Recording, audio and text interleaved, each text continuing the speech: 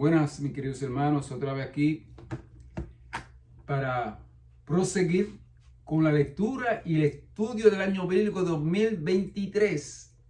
Les quiero informar que está interesante y está un poco lento. Estamos ahora casi el día 26 de enero y ya se supone que ya hemos estudiado el libro de Génesis completito. Y ya hemos estudiado un poquito acerca del llamado de Moisés. Dios le da un mensaje a Moisés para que se lo lleve al faraón. Es interesante, hermano, que debemos tener en cuenta. La Biblia dice que el Señor conoce los pensamientos de las personas y sabe tanto el presente y el futuro. Y Dios conocía que el faraón no iba a dejar, que el faraón no iba a conocer a Dios, no iba a adorar a Dios. Y entonces Dios endurece el corazón del faraón con el propósito de que el primer propósito era castigar al faraón y castigar a Egipto porque había tenido en esclavitud al pueblo de Dios. Además, este pueblo, Egipto, una nación poderosa, grande, adoraba dioses falsos. Y ahora Dios quería que las otras naciones conocieran acerca del Dios verdadero. ¿Y cómo iban a conocer al Dios verdadero? Que este Dios verdadero, el único Dios verdadero, iba a derrotar a los dioses falsos. Y iba a permitir 10 plagas. Ok, perdónenme. Iban a caer 9 plagas. La última fue un juicio que vamos a estudiar. Ahora, yo le aconsejo a ustedes que cuando estudiemos el libro de Apocalipsis, el libro de Éxodo que estamos estudiando ahora, vean lo que Dios tiene para nosotros en este tiempo. ¿Ok? Vean lo que Dios hizo en el pasado. ¿Entiende?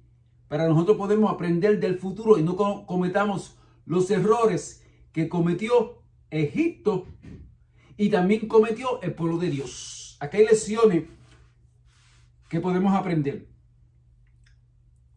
Dios manda a Moisés y le dice: deja ir a mi pueblo para adorarlo en el desierto. Pero él sabía que Faraón no lo iba a dejar salir. Entonces, miren, hoy vamos a estudiar, ¿entienden? Vamos a estudiar ya en el video anterior, hablé un poquito sobre las primeras 3 plagas, pero hoy vamos a analizar las 9 plagas, el motivo que Dios mandó las plagas, ¿entiendes? Pero mira lo que dice Éxodo 7:3. Dice, voy a buscarlo aquí la palabra de Dios. Yo voy a endurecer el corazón del faraón, y aunque haré muchas señales y milagros y prodigos en Egipto, él no le hará caso. Entonces desgarraré mi poder sobre Egipto. Con grande acto de justicia sacaré de allí a los escuadrones de mi pueblo, los israelitas. Hermano, sabemos, le estoy mencionando, hay que leer la Biblia desde el Génesis al Apocalipsis. En Apocalipsis, también cuando Dios va a libertar a su pueblo, que Dios va a libertar a su pueblo, que lo va a trasladar si no es muerte al cielo, son perseguidos. Y Dios manda también plagas para castigar a los que castigan, a los que tenían esclavizado al pueblo de Dios. Tenga cuidado de que usted no sea uno de los que Dios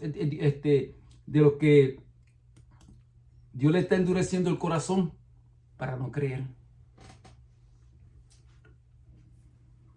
Vamos a cubrir los capítulos 7 al 11. Y vamos a analizar un poquito todos los milagros. El primer milagro, a la vez que autentificaba la misión de Moisés, destruía la serpiente que entre los egipcios era objeto de culto, evidenciando así de entrada que sus dioses no podían ni ayudar al pueblo ni salvarse a sí mismo.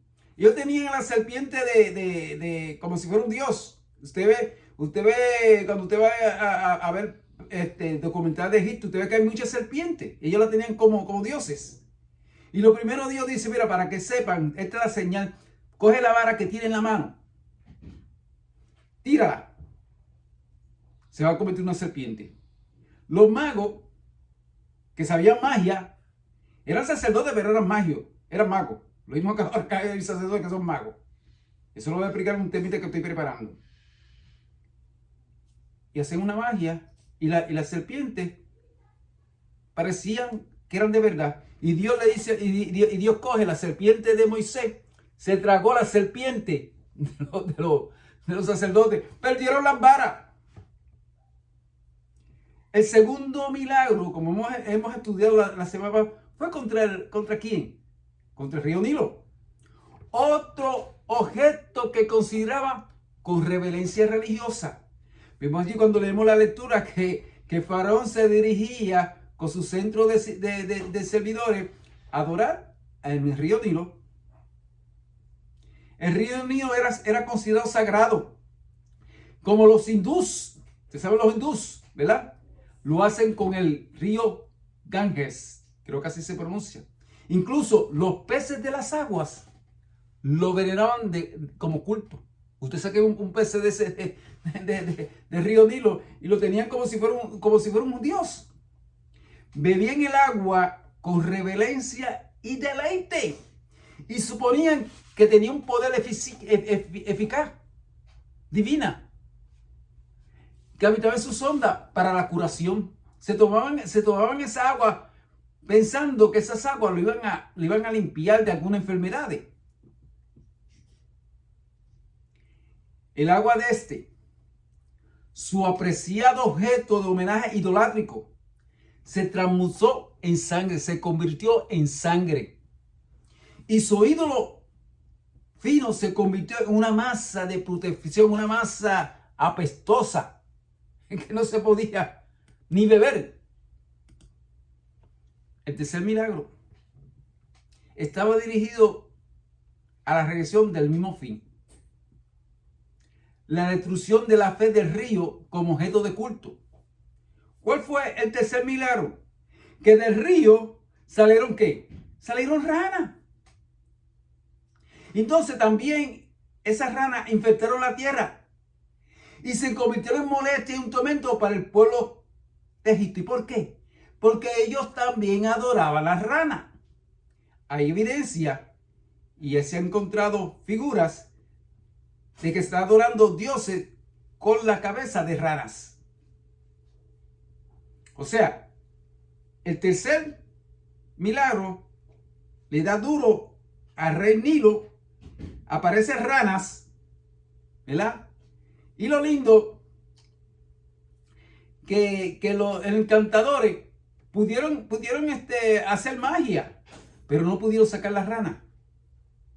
Y el faraón se cogió tanto miedo que dijo, sácame las ranas.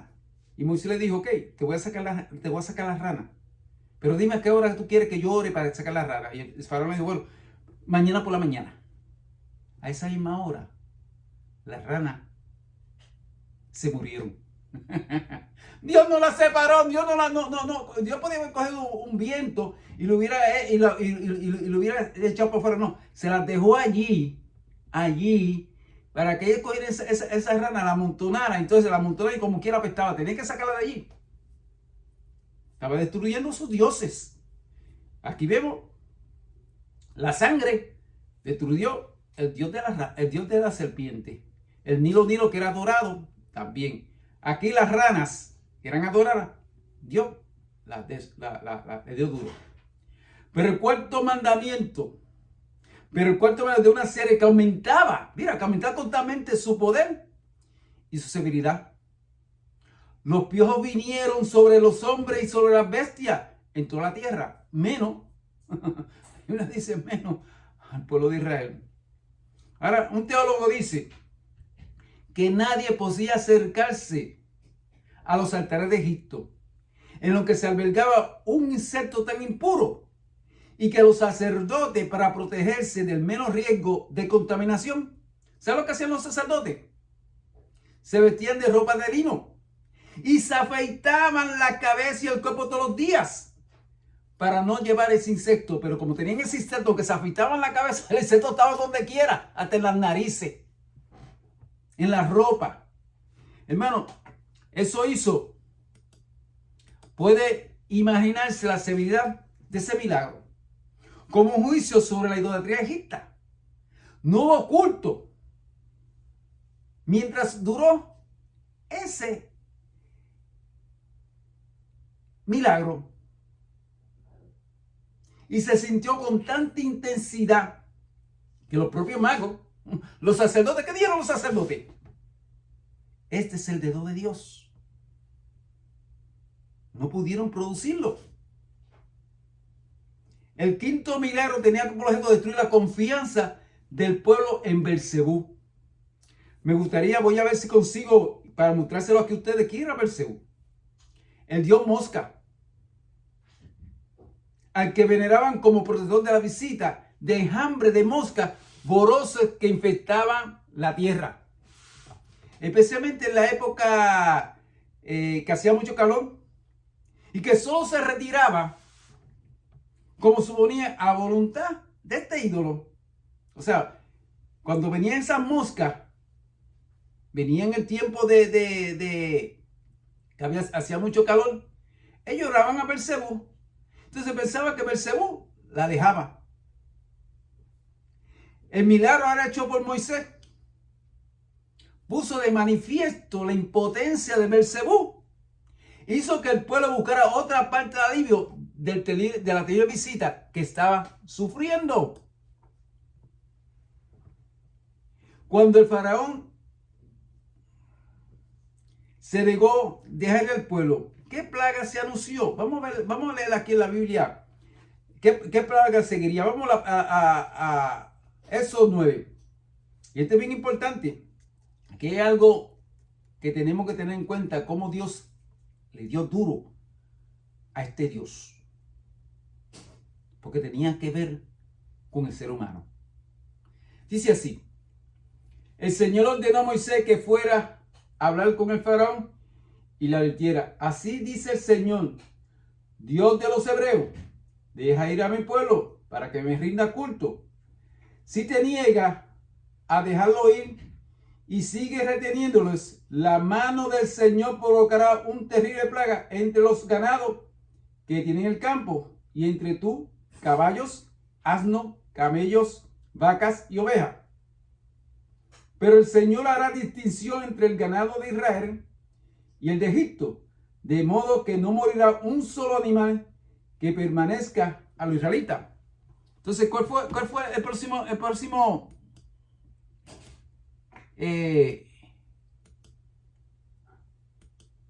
milagro o plaga?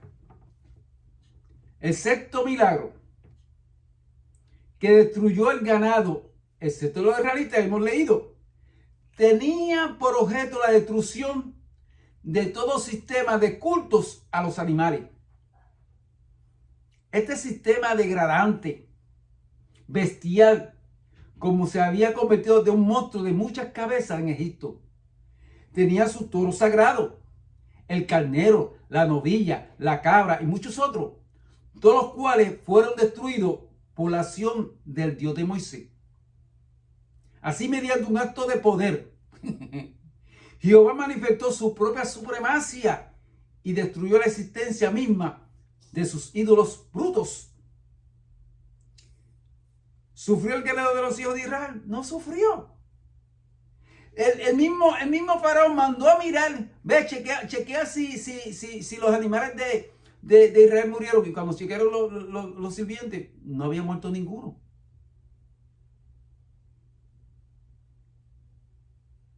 Un teólogo dice que podemos recibir una mejor impresión cuando se recuerda que en Egipto habían varios altares sobre los cuales se ofrecían ocasionalmente sacrificios humanos. Cuando deseaban proporcionar a Tifón, al príncipe maligno. No solamente esta gente ofrecían sacrificios de animales, también quemaban víctimas vivas. Y cuando quemaban víctimas vivas y sus cenizas eran recogidas por el sacerdote oficiante y lanzadas al aire para que el mal pudiera ser alejado de cada lugar al que un átomo de la ceniza fuera arrojado. O sea, sentía que había algo malo en el ambiente porque quemaban una persona viva. Y cogían la ceniza, la arrojaban y decían que esa ceniza alejaba el mal. Por indicación de Jehová, Moisés tomó un puñado de ceniza del horno, del mismo horno que ellos utilizaban para desviar las plagas con las que eran azotados. Cogió del horno y lo arrojó al aire, como acostumbraba a hacerlo. Y en lugar de alejar mal, que antes cogían la ceniza y la regaban para alejar el mal, los infectos y las llagas cayeron sobre todo el pueblo de la tierra. Entonces, yo tenía la costumbre de ese Dios del mal, que ese Dios del mal, Tifón, pedía que se sacrificara un humano. Hermano, si usted no sabe todavía, eso lo hacen también los espiritistas. Ni el rey, ni el sacerdote, ni el pueblo escaparon. Así los ritos sangrientos de Tifón se convirtieron en una maldición para la idolatría. Se afirmó, hermano, la supremacía de Jehová y se sintió en la liberación de los israelitas. Estamos terminando, hermano. Este es un temita rapidito para después entrar a los otros. Aquí quiero tratar los primeros 9.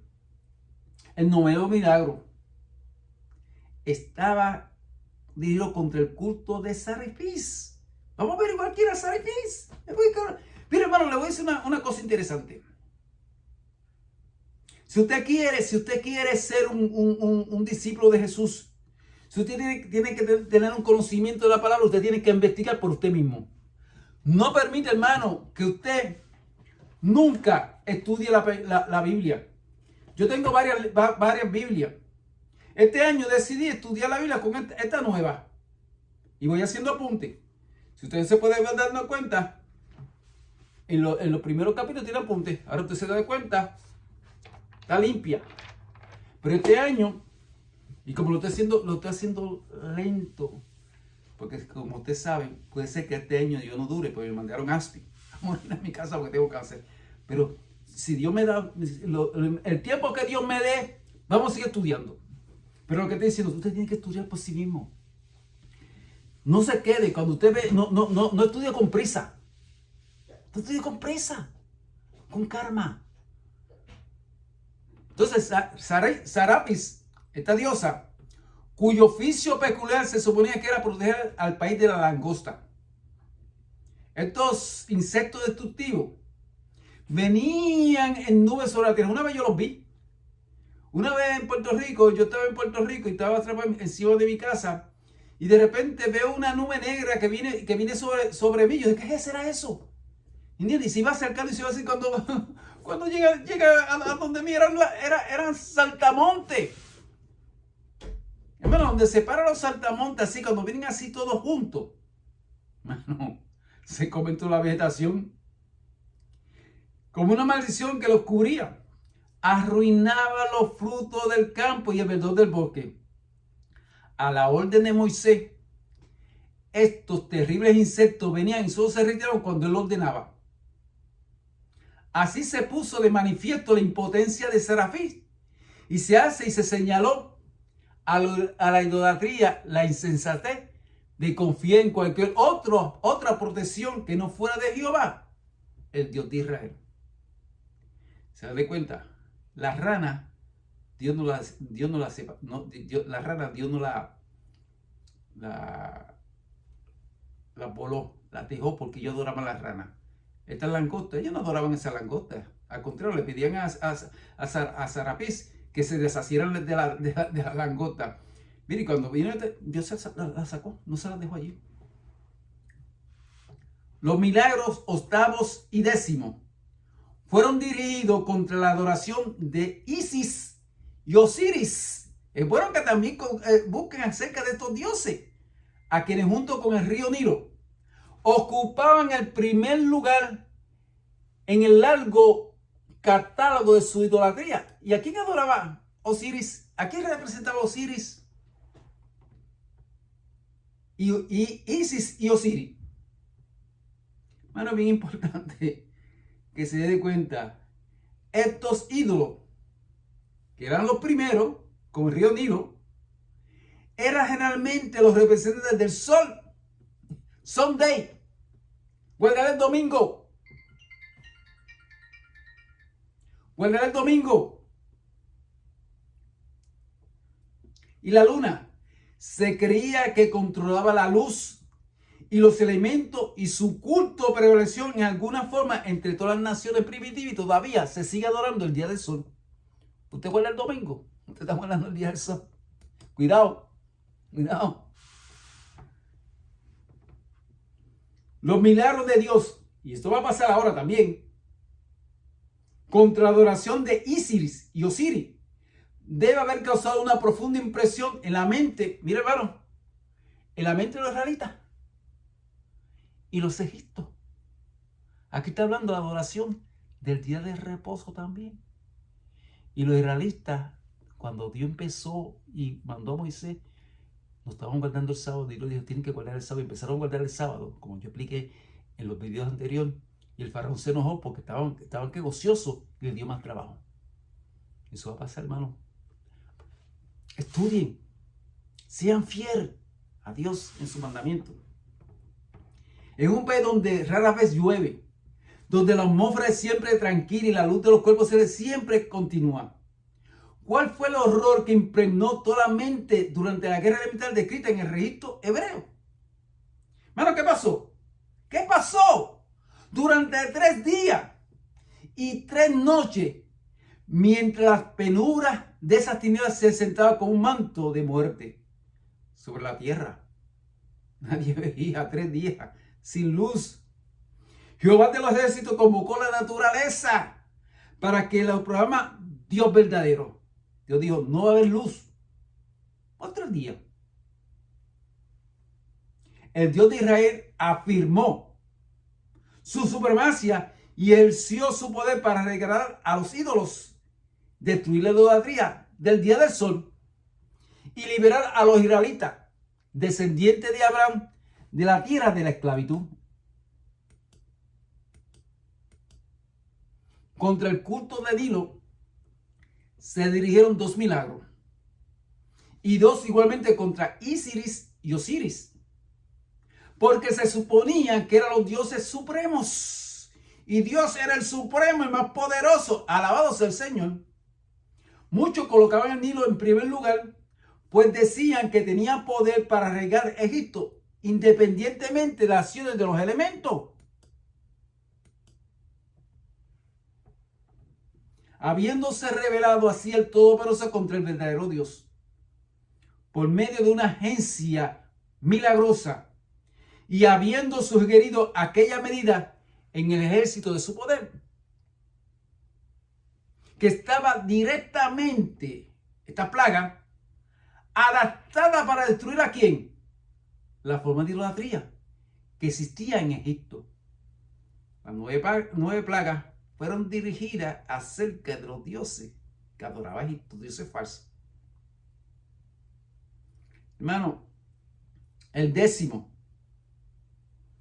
y último milagro fue un juicio, no fue una plaga, a fin de manifestar a toda mente que Jehová era el Dios que ejecuta el juicio en la tierra.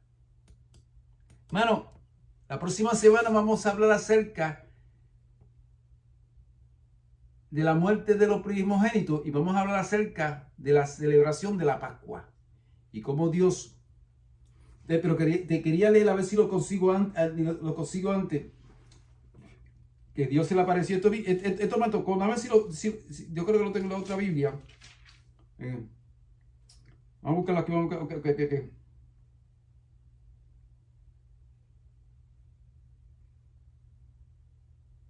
Ok. En la novena plaga, Faraón le dice a Moisés, mira, retírate. Y la próxima vez que te vea aquí, te voy a matar.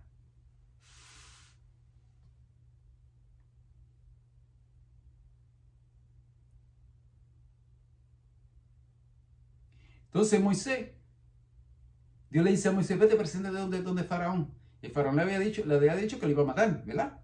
Entonces, en todo Egipto habrá, entonces vamos a leer de que estoy leyendo el capítulo 11. Voy a leer desde 6. En todo Egipto habrá grande lamento como no lo ha habido ni volverá a verlo. Pero entre los israelitas ni los perros le darán a una persona animal alguno. Así sabrá que el Señor hace distinción entre Egipto e Israel. Todo esto, funcionarios tuyos. Mira cómo le dice Moisés.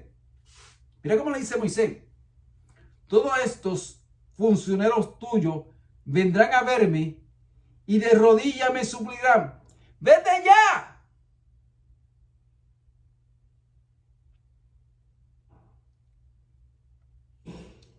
Con todo el pueblo que te sigue, cuando esto suceda, me iré. Pero mira esta plaga. Cuando yo mande esta plaga, que no es una plaga, es un juicio. Todos van a venir donde mí. Y me dicen, vete ya. Y ardiendo de ira, salió Moisés de la presencia del faraón, aunque ya el Señor le había advertido a Moisés que el faraón no le iba a hacer caso y que tenía que ser así para que la maravilla del Señor se multiplicara en Egipto. Moisés y Aarón realizaron ante el faraón todas estas maravillas, pero el Señor, mira lo que es así, pero el Señor endureció el corazón del faraón y no dejó salir de su país a los israelitas. Hermano, aquí este hombre, este faraón, había visto 10 plagas, 10 milagros poderosos. Y a todas estas cosas no teme, porque Dios sabía que él nunca iba a entregar su corazón y lo usó. La Biblia dice que si tú no aceptas la verdad, Dios va a mandar un espíritu de error. ¿Entiendes? Entonces tú vas a combatir como el faraón la verdad. Por eso ten mucho cuidado cuando se te predica la verdad con la palabra de Dios. Pero tú tienes una verdad que te predicaron los teólogos. Y te sientes tan seguro en tu iglesia de que ahora no tienes que guardar los mandamientos y que no conoces a Jehová. Cuando tú no guardas los mandamientos de Dios y dices, no los tengo que guardar porque ya yo soy salvo, tú estás siendo desobediente. Y cuando se te predica que tienes que ser obediente y tú no quieres ser obediente, pues Dios te manda un espíritu de error y ese espíritu de error va a convertir el espíritu de verdad y va a haber un conflicto y al final Dios va a mandar las plagas a aquellos que recibieron el espíritu de error. Más adelante vamos a ver qué le pasó al faraón. Dios te bendiga. Estudia profundamente. Estudia estos capítulos. A lo tuyo. Vamos a estudiar acerca de qué significa la Pascua. Vamos a estudiar acerca de qué significa ser bautizado por el Mar Rojo. Vamos a estudiar acerca de qué significa que mucha muchedumbre creyeron y caminaron con el pueblo de Israel a adorar a Dios en el desierto.